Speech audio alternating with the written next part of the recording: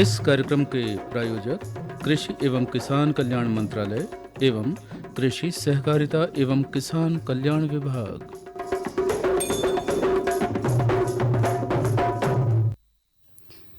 कोशिश करने वालों की कभी हार नहीं होती। वक्त बदलता है जब इरादा सच्चा हो। हर ठोकर मंजिल की सीढ़ी बने, हर गिरावट उम्मीद जगाए। कभी थक जाओ तो रुकना मत, अपनी हिम्मत को बनाए रखना, क्योंकि कोशिश करने वालों की कभी हार नहीं होती। बिल्कुल, इन्हीं चंद पंक्तियों के साथ स्वागत है किसान वाणी कार्यक्रम की चौपाल में सभी श्रोताओं, किसान भाई और बहनों का। और आज की चौपाल में आज आपके साथ मैं हूं पीयूष जैन और मैं हूं स्वाति जैन। तो स्वीकार करें हम दोनों की राम राम। पीयूष भैया, त्योहारों का समय चल रहा है। हाँ। और इस समय हमारे सभी किसान भाई पोला पर्व की तैयारी करने में लगे हुए हैं। हाँ स्वाति बहन, पोला पर्व हमारे किसान भाइयों का प्रसिद्ध पर्व है और इस पर्व को हमारे किसान भाई बहुत ही उत्साह से मनाते हैं। हाँ भाई, इस पर्व में हमारे किसान भाई बैलों को बहुत सुंदर तरीके से सजाते हैं और बैलों की पूजा भी करते हैं। हाँ, इससे हमारे किसान और बैलों के बीच का रिश्ता और भी मजबूत हो जाता है। स्वाति बहन, पोला के त्यौहार की तैयारी तो हमारे किसान भाई कर ही रहे हैं, लेकिन आज हमारी किसान वाणी की चौपाल में क्या जानकारी है ये भी तो जरा बता दें। बिल्कुल बता देती हूँ भैया। आज किसान भाइयों, हमारी आज की बात होगी मिट्टी में सूक्ष्म जीवों का महत्व, इस विषय पर। और पीयूष भैया, मेहमान क्रम भी तो है आज। हाँ स्वाति बहन, तो आज मेहमान क्रम में आज हमारे साथ हैं ग्राम अतरवाड़ा छिंदवाड़ा के युवा कृषक एवं पशुपालक श्री मुकेश चंद्रवंशी जी, जो कि हमें समसामयिक खेती पर जानकारी देंगे। और इनसे बातचीत कर रहे हैं पीयूष जैन। और मनोरंजन भी होंगे महत्वपूर्ण संदेशों के साथ। और आज है गुरुवार, यानी कि लोक रंजनी, जिसमें हम अपने श्रोताओं के पत्र के माध्यम से अपने श्रोताओं के पसंद के लोकगीत और भजन को सुनवाएंगे। हाँ। तो पीयूष भैया, मेरे हाथ में तो एक पत्र आ चुका है। बिल्कुल। और ये पत्र जो आया है वो न्यूटन चिखली से आया है। और इसे भेजने वाले श्रोता हैं देवी शंकर गुप्ता, श्रीमती उमा गुप्ता, रोहन गुप्ता, देवेश गुप्ता, पप्पू गुप्ता और मुनिया। मुझे भाई आपके हाथ में भी एक पत्र दिखाई दे रहा है। हाँ, ये पत्र हमें आया है गुरैया से और लिखने वाले हमारे श्रोतागण हैं राजू राउंडकर, शिवम, शिवाली, सीता राउंडकर, अहम बंदेवार, विक्रम, बबलू, अभय, नीता बंदेवार। और ये सभी सुनना चाहते हैं एक देवी गीत। तो चलिए सुनते हैं देवी गीत।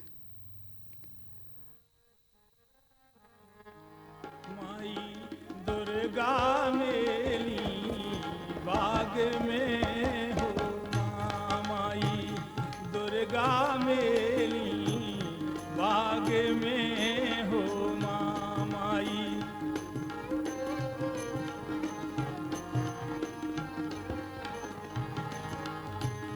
कहाँ लगा दूं बेला रे नरियल के झाड़, कहाँ लगा दूं चमेली लोंगन के झाड़, दुर्गा मेली बाग में हो, माई दुर्गा मेली बाग में हो, माई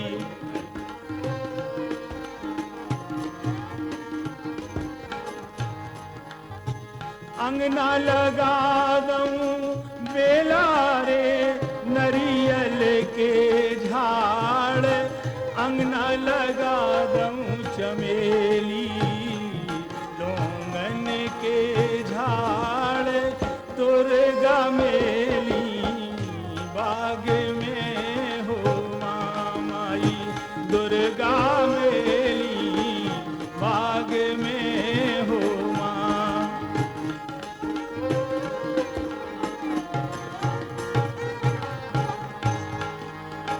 काहे से सींचूं बेला रे नरियल के झाड़, काहे से सींचूं चमेली लोंगन के झाड़, दुर्गा मेली बाग में हो, माई दुर्गा मेली बाग में हो,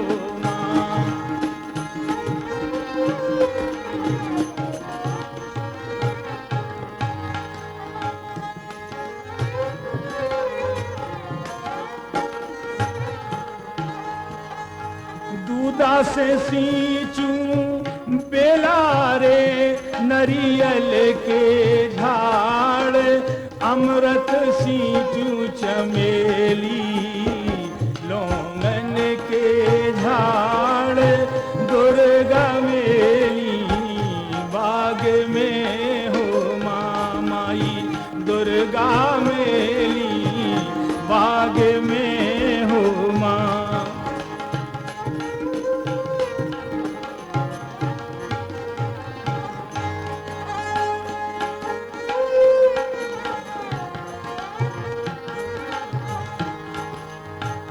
पांच भगत माई तोरे जस गावे, जय बोलो हिंगलाज, तुम्हें छोड़ कहाँ जे हैं चरणों की आस, दुर्गा मेली बाग में हो माई, दुर्गा मेली बाग में हो माई।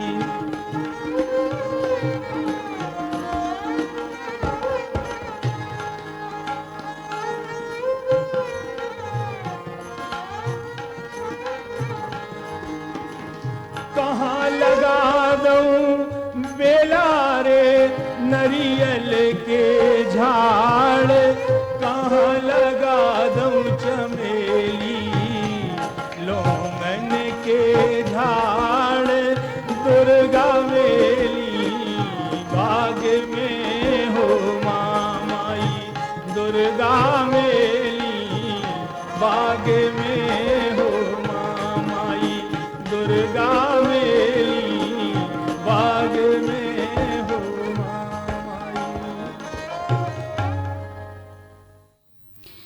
किसान भाइयों, इस लोकगीत के बाद अब हम फिर शुरू करते हैं हमारी आज की बात, मिट्टी में सूक्ष्म जीवों का महत्व।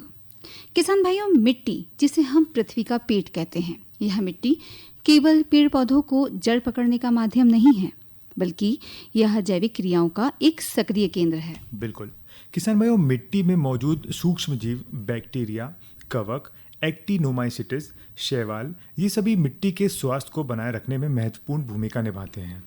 ये सूक्ष्म जीव इतने सूक्ष्म होते हैं भैया कि यह खुली और नग्न आंखों से दिखाई नहीं देते। इन्हें देखने के लिए सूक्ष्मदर्शी की आवश्यकता होती है। इन सूक्ष्म जीवों का महत्व जीवन के हर क्षेत्र में बहुत होता है। किसान भाइयों, सूक्ष्म जीवों में बैक्टीरिया, कवक, वायरस, प्रोटोजोआ, शैवाल शामिल हैं। ये सूक्ष्म जीव जल, मिट्टी, वायु और हमारे शरीर के लगभग सभी जगह पर होते हैं, और ये दिखाई बिल्कुल नहीं देते क्योंकि ये बहुत सूक्ष्म होते हैं। पीयूष भैया, कई सूक्ष्म जीव लाभकारी होते हैं, जैसे कि दही जमाने वाले बैक्टीरिया, जैविक खाद बनाने वाले सहायक कवक, नाइट्रोजन स्थिरीकरण करने वाले जीवाणु। बिल्कुल स्वाति बहन, और कई सूक्ष्म जीव हानिकारक भी होते हैं, जैसे कि हम बात करें तो टाइफाइड, हैजा, मलेरिया, इसमें जो सूक्ष्म जीव होते हैं वो बहुत ही हानिकारक होते हैं। तो भैया, हमने आपसे अभी सूक्ष्म जीव के बारे में बात की, लेकिन आज हम आपसे मिट्टी में सूक्ष्म जीव का महत्व, इस विषय पर आज की चर्चा कर रहे हैं। बिल्कुल किसान भाइयों, मिट्टी में सूक्ष्म जीव का बहुत ही महत्व है। मिट्टी की उर्वरक क्षमता को बनाए रखना, मिट्टी की संरचना में सुधार, रोग नियंत्रण और पौधों की वृद्धि में बहुत ही सहायक होते हैं। पीयूष भैया, हम सबसे पहले अपने भाइयों को ये बता देते हैं कि किस तरह से सूक्ष्म जीवों द्वारा मिट्टी की उर्वरक क्षमता बढ़ती है। हाँ स्वाति बहन, किसान भाइयों, मिट्टी की उर्वरक क्षमता को बनाए रखना स्वस्थ फसल उत्पादन और पर्यावरण संरक्षण के लिए बहुत ही आवश्यक है। उर्वरक मिट्टी वो मिट्टी है जिसमें पौधों की वृद्धि के लिए आवश्यक सभी पोषक तत्व शामिल हैं। बिल्कुल सही कहा भैया आपने। मिट्टी की उर्वरक क्षमता को बनाए रखने के लिए जैविक खाद, गोबर खाद, वर्मी कंपोस्ट, हरी खाद का नियमित उपयोग किया जाना चाहिए। बिल्कुल, ये जैविक खाद, गोबर खाद, वर्मी कंपोस्ट, हरी खाद मिट्टी की संरचना को भी सुधारते हैं और सूक्ष्म जीवों की संख्या को भी बढ़ाते हैं। किसान भाइयों, समय समय पर मिट्टी की जांच आप जरूर करवाएं। इससे क्या होता है, हमें ना पोषक तत्वों की जो जानकारी है बहुत अच्छे से प्राप्त हो जाती है। बिल्कुल सही कहा आपने स्वाति बहन। किसान भाइयों, अब हम रोग नियंत्रण की बात करें तो यह कृषि, पशुपालन और मानव स्वास्थ्य के क्षेत्र में बहुत ही महत्व है, जिसका उद्देश्य रोगों को फैलने से रोकना और तो और स्वस्थ बीजों का चयन, फसल चक्र को अपनाना और समय समय पर निदाई गुड़ाई करना है। बिल्कुल ठीक कहा। इसके अलावा भैया जैविक रासायनिक कीटनाशकों का सही और अच्छे से उपयोग करना, पशुओं में स्वच्छता, टीकाकरण और पोषक युक्त आहार रोगों से बचाव करने में सहायक होते हैं। बिल्कुल। किसान भाइयों, रोग नियंत्रण के जो उपाय हैं, इसमें हाँ। समय पर किए जाएं तो इससे भी मिट्टी की गुणवत्ता क्षमता बढ़ती है। बिल्कुल। और फसल उत्पादन भी बढ़ता है।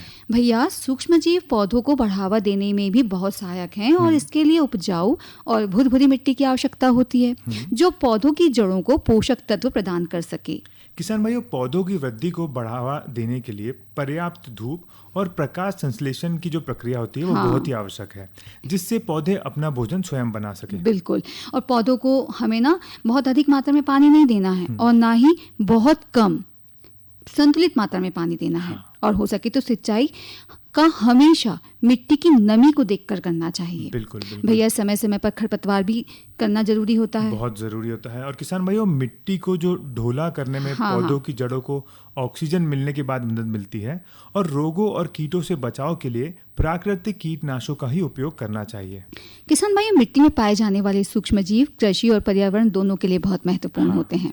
तो भैया देखा आपने कि मिट्टी में सूक्ष्म जीवों का बहुत महत्व होता है। तो ये थी हमारी आज की बात जो हमने आपसे की, मिट्टी में सूक्ष्म जीवों का महत्व। बिल्कुल।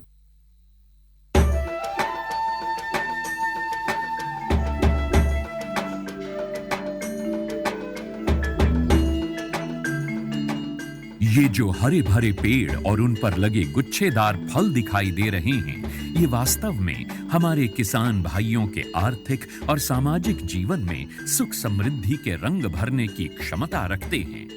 ऑयल पाम की खेती से किसान सामान्य फसलों की तुलना में कम लागत एवं मेहनत से अधिक आय प्राप्त कर सकते हैं। इसके माध्यम से किसान खाद्य तेलों का उत्पादन बढ़ाकर देश के विकास में अपनी भागीदारी सुनिश्चित कर सकते हैं। लेकिन ये सब कैसे संभव है, आज इसी के बारे में बताएंगे अपने किसानों को। ऑयल पाम एक बहुमुखी तेल है जिसके कई अलग अलग गुण और कार्य हैं जो इसे बेहद उपयोगी और व्यापक रूप से इस्तेमाल किया जाने वाला बनाते हैं। ऑयल पाम के फल से सबसे अधिक तेल प्राप्त होता है। प्रति हेक्टेयर 20 से 25 टन फलों की उपज देने वाले इसके पेड़ परिपक्व होने के बाद लगभग 30 साल तक फल देते रहते हैं। यही नहीं, इन पेड़ों के बीच अंतर्वर्ती फसलें उगाकर किसान दोहरी आय भी प्राप्त कर सकते हैं। इसके अतिरिक्त सरकार की ओर से भी इसकी खेती के लिए काफी सहायता उपलब्ध करवाई जाती है। भारत सरकार की ओर से 2021-22 में खाद्य तेलों पर राष्ट्रीय खाद्य तेल मिशन, तेल palm national mission on edible oils, oil palm NMEO-OP की शुरुआत की गई। इसके अंतर्गत किसानों को ऑयल पाम की पौध सामग्री, अंतर्वर्ती खेती एवं रखरखाव, ड्रिप सिंचाई, डीजल, बिजली, सोलर पंप सेट, बोरवेल, फल कटाई उपकरणों एवं पुराने पौधों की पुनः रोपाई के लिए सब्सिडी प्रदान की जाती है। इस मिशन के अंतर्गत किसानों को 1 से 5 लाख तक की राशि प्रति हेक्टेयर की वित्तीय सहायता उपलब्ध कराई जाती है। सरकार द्वारा ऑयल पाम के पौध सामग्री के लिए 20 से 29 हज़ार रुपये प्रति हेक्टेयर की सहायता मिलती है। इसके अलावा भी सरकार पहले 4 साल तक 42,000 रुपये प्रति हेक्टेयर की सहायता अंतर्वर्ती फसल एवं रखरखाव के लिए भी मुहैया कराती है। इस मिशन के अंतर्गत ड्रिप सिंचाई के लिए 30,000 रुपये प्रति हेक्टेयर की सहायता अतिरिक्त दिया जाता है। साथ ही किसानों के लिए फसल कटाई मशीन और ट्रैक्टर ट्रॉली की खरीद के लिए भी सहायता का प्रावधान है। कुछ किसानों के मन में ये शंका है कि ऑयल पाम के पेड़ों की सिंचाई के लिए अधिक मात्रा में पानी की आवश्यकता होती है। ये पर्यावरण के लिए ठीक नहीं है। कुछ ये भी कहते हैं कि ये धरती के उपजाऊपन के लिए भी हानिकारक हैं। किंतु जिन किसानों को ऑयल पाम की खेती से आज लाखों रुपए की वार्षिक आय प्राप्त हो रही है, उनका कहना है कि ये सारे संचय निराधार हैं। ऑयल पाम का खेती में धान और गन्ने से कम पानी लगता है। इसमें गवर्नमेंट का तरफ से ड्रिप सिंचाई के लिए पैसा भी दिया जाता है। मैंने 2015-16 से ऑयल पाम की खेती की है और इससे पर्यावरण को कुछ नुकसान है ही नहीं और इनका जो पेड़ पौधा होता है इनसे हम मल्चिंग भी यूज करते हैं और इनका यूज से हम काफ़ी सारा ज़मीन में नमी लेते हैं और इनके अंदर इंटरक्रॉप जो है जो कपास वगैरह लगाते हैं तो हम डबल गुण आय लेते हैं और अच्छा रहता है। ऑयल पाम की खेती के लिए मुझे सरकार ने पौधे सीडलिंग देते हैं, वो जब बड़ा हो जाता है, जो फल जो देता है, हर महीने सरकार उसी फल खरीदने के लिए एक रेट बना के देते हैं, वही रेट पे कंपनी खरीद लेते हैं। मैं काट के इकट्ठा कर देता हूँ, कंपनी उठा के लिए जाते हैं। ऑयल पाम के लिए सरकार उत्पादों की तत्काल खरीद करती है, साथ ही सरकार एक वायबिलिटी मूल्य भी घोषित करती है ताकि यदि भाव अचानक गिर जाए तो उस अंतर का भुगतान सरकार किसानों को करती है। सच तो ये है कि ऑयल पाम की खेती हमारे किसानों को और अधिक समृद्ध और ग्रामीण अर्थव्यवस्था को और अधिक सशक्त बना रही है। आप भी इसकी खेती और सरकारी सहायता का लाभ उठाएं और अपनी आर्थिक स्थिति को बेहतर बनाएं।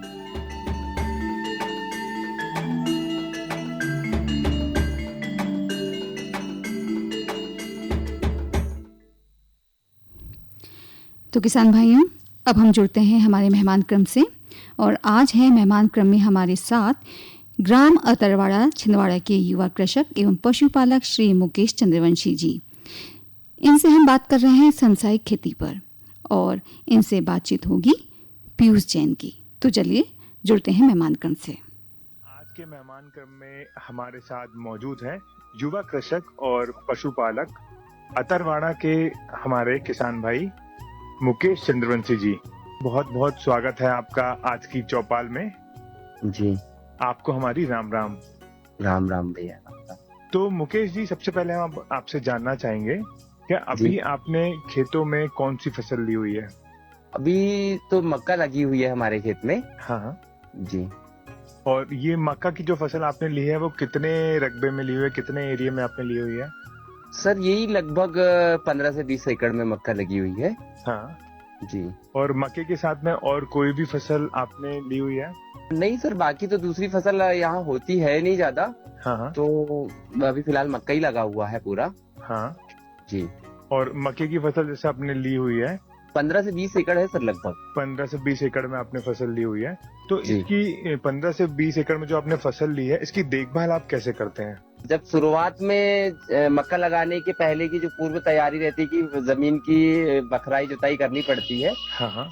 फिर उसके बाद यहाँ अधिक वर्षा होती है और वर्षा के साथ ये हमारे यहाँ काली जमीन है, तो काली जमीन में मक्का पिछड़ जाता है, तो उसके लिए हम बीड बनाते हैं बड़ी वाली रेजर से। हाँ। और उसके बाद फिर उसको हम जो मशीन आ गई है अभी इस बार पिछले बार से, तो वो उस मशीन से हम क्या करते हैं, मक्का को उस बीट के ऊपर से बुआई कर देते हैं। हाँ। इस बार हम लोगों ने वर्षा के पूर्व ही बुआई कर दिए थे। हाँ। और उसके बाद बारिश हुई, बारिश के बाद मक्का उग गया। मक्का उगने के बाद सर फिर हम लोगों ने खरपतवार नाशक दवा डाले। हाँ। उसके बाद यूरिया डाल दिए। यूरिया डालने के बाद फिर जहाँ जहाँ पे चारा था वहाँ पे उसकी निंदाई गुड़ाई करवा दिए। हाँ। उसके बाद मक्के की फसल जो प्रोसेस है वो कंप्लीट हो गई और बारिश होते जा रही है। मक्का बढ़ गया, अभी लगभग छोर खप्पा निकलते आया है और निकल गया है। हाँ। जी। और जैसे ये देखा गया है कि अभी बारिश कई बार ज्यादा हो जाती है। जैसे हम बताएं कि अगर आप वैसे प्लेन जमीन पे अगर मक्के की बुआई करते हैं तो पानी अधिक होने पर मक्का जो होता है जलक जाता है, पीला हो जाता है, फिर कहीं पे सूख जाता है अधिक पानी होने के कारण। तो उसके पूर्व हमने नियोजित जो क्रियाएं की है कि उस मक्के को हमने क्या करा है, बीट पे लगाया। बीट मतलब जमीन से ऊंचाई की गाढ़ बना दिए हैं। हाँ। जिसे बीट कहते हैं। और उस ऊंचाई पे हमने मक्का को लगाया तो पानी से उतना असर नहीं होता है जो पहले होता था। हाँ जी।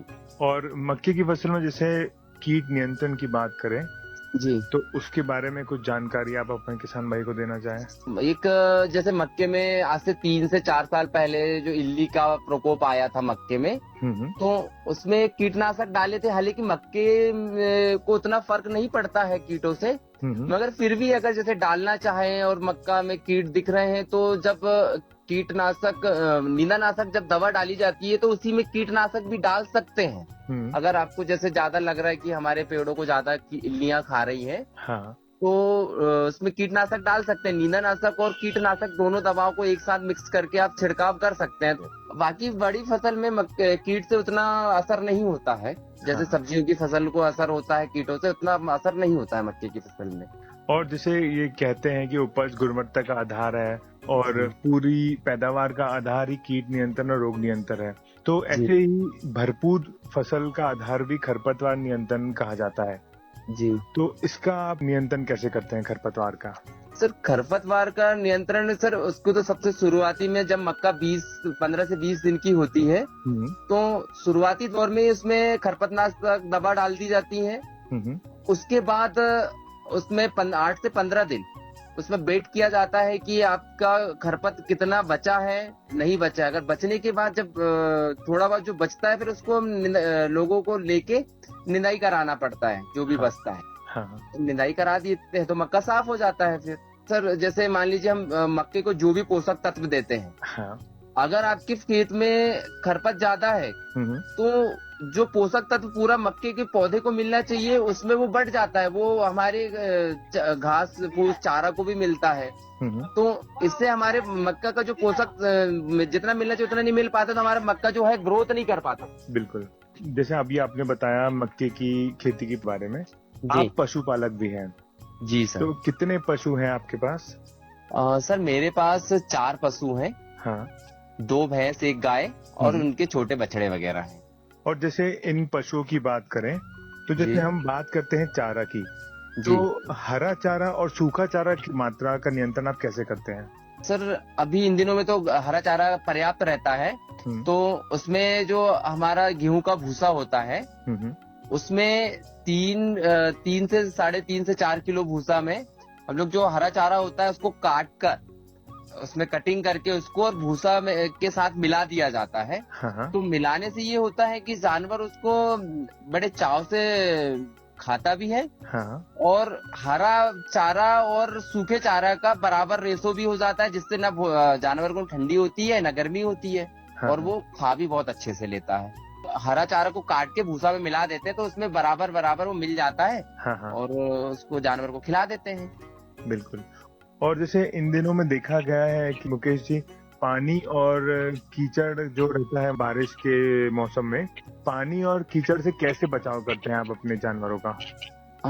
सर वो तो ऐसा है, समय समय पर जैसे बारिश होती है तो घर में जो उनके लिए एक बनाया जाता है जो कोठा बोलते हैं जानवरों का, तो उनमें सुरक्षित उन्हें साफ जगह में बंधा दिया जाता है। उसके बाद जब बारिश बंद होती है तो उनको बाहर भी ऐसी व्यवस्थित किया जाता है जैसे मुरम वगैरह डालकर, ताकि वहाँ पे मिट्टी कीचड़ ना रहे। तो ऐसा मुरम का पुराव करा के उनको उस जगह पे उनका स्थान बनाया जाता है। तो जैसे ही बारिश बंद होती है तो फिर उन्हें ऐसा सूखे स्थान पे बांध दिया जाता है। जी, तो इस तरह से उन्हें सूखे और गीले में ऐसा बराबर देखना पड़ता है कि यहाँ कीचड़ है तो यहाँ मुरम का पुराव करके जमीन सूखी रहे, जानवर व्यवस्थित बैठ सके, खड़ा रह सके, ऐसा उनको व्यवस्था की जाती है। बिल्कुल मुकेश जी, बहुत ही अच्छी जानकारी आपने हमारे किसान भाइयों को दी। और चलते चलते आप कुछ अपने किसान भाइयों को बताना चाहेंगे? हाँ सर, बोलना तो यही चाहेंगे कि जो खेती जो है, खेती से ही किसान है और किसान को खेती बहुत अच्छे से करनी चाहिए, लगन से करनी चाहिए। बस यही संदेश देना चाहूंगा मैं। बिल्कुल बिल्कुल, बहुत ही अच्छी बात कही आपने मुकेश जी। आपने बहुत ही अच्छी जानकारी हमारे किसान भाइयों को दी। तो किसान भाइयों, ये थे मुकेश चंद्रवंशी जी, जो कि युवा कृषक और पशुपालक भी हैं, ग्राम अतरवाड़ा से। मुकेश जी, आपका बहुत बहुत धन्यवाद। जी सर। किसान भाइयों, अभी आपने मेहमान क्रम के अंतर्गत सुना ग्राम अतरवाड़ा छिंदवाड़ा के युवा कृषक एवं पशुपालक श्री मुकेश चंद्रवंशी जी से हमने समसामयिक खेती पर जानकारी प्राप्त की और इनसे बातचीत कर रहे थे पीयूष जैन। चलिए श्रोताओं, सुनते हैं ये महत्वपूर्ण संदेश।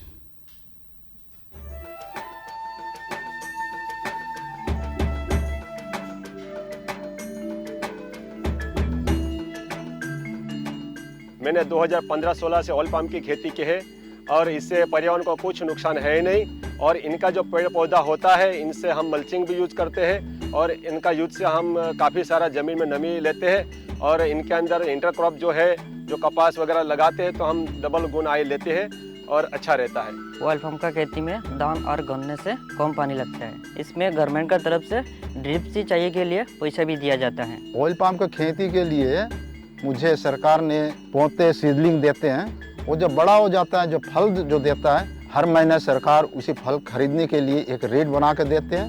वही रेट पे कंपनी खरीद लेते हैं। मैं काट के इकट्ठा कर देता हूँ, कंपनी उठा के लिए जाते हैं।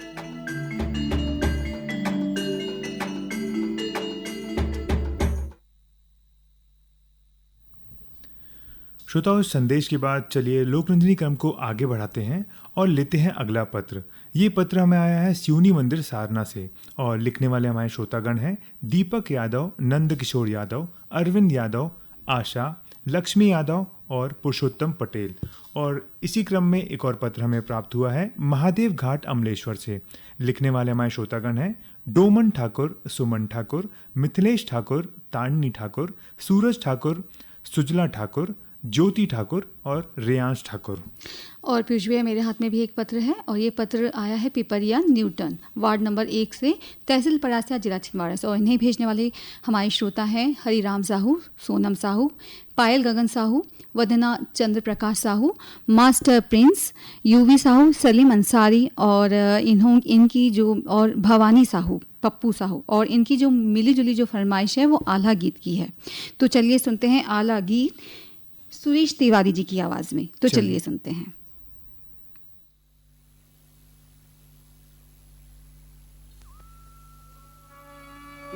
सदा भवानी दाहिने सन्मुख रहे गणेश, 5 देव रक्षा करें, ब्रह्मा विष्णु महेश।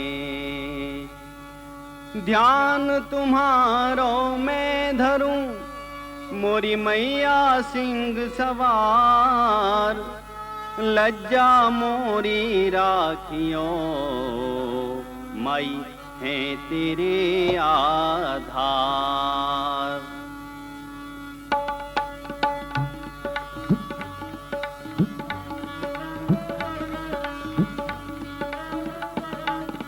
सुमिरन करके श्री गणेश को सरस्वती को ध्यान लगाए, सुमिरन करके श्री गणेश को सरस्वती को ध्यान लगाए।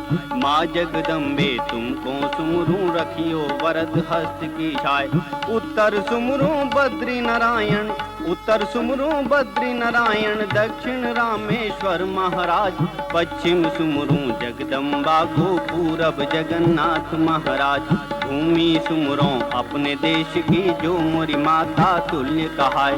गंगा यमुना रेवा सुमरों, जो भव सागर पार लगाए। करूं सुमरनी सब देवों की, करूं सुमरनी सब देवों की, गुरु अपने का ध्यान लगाए।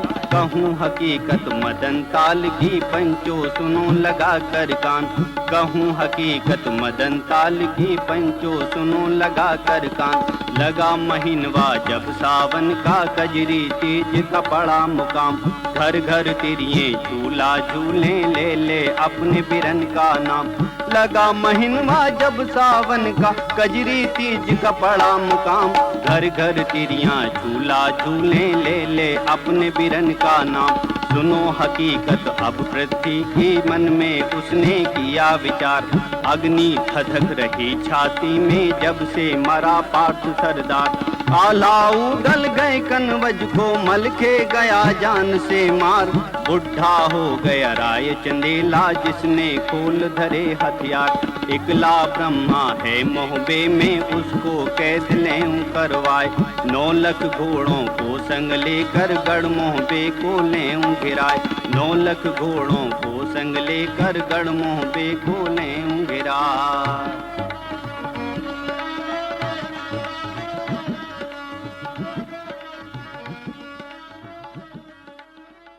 किसान भाइयों, इस गीत की अंतिम प्रस्तुति के बाद अब आपसे विदा लेने का समय हो गया है।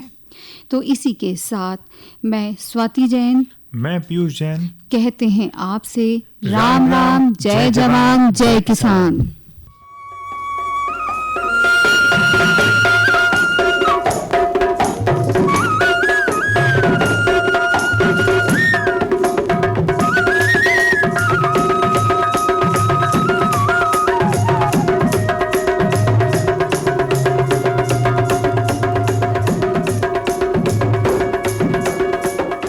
कार्यक्रम के प्रायोजक कृषि एवं किसान कल्याण मंत्रालय एवं कृषि सहकारिता एवं किसान कल्याण विभाग।